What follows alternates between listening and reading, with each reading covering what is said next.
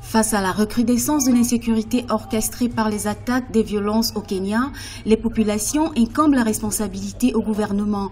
Après l'attaque revendiquée par les militants Al-Shabaab qui a causé la mort de 28 personnes, les Kenyans sont montés au créneau contre le gouvernement.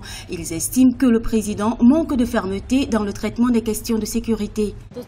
Ceux qui sont morts à Mandera, comment auraient-ils pu se protéger eux-mêmes? Il est le seul à pouvoir améliorer la sécurité, à nous montrer comment nous pouvons y arriver, parce qu'en tant que commandant suprême, il est le garant de la sécurité.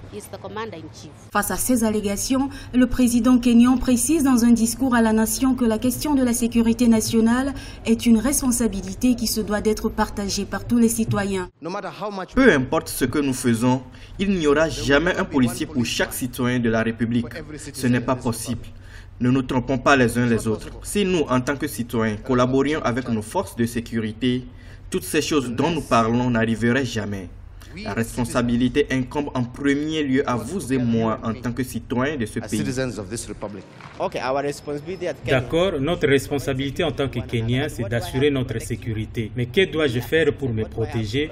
Moi, en tant que citoyen, de quels moyens je dispose pour me protéger? C'est pourquoi les Kenyans se demandent, le président prend-il vraiment nos vies au sérieux?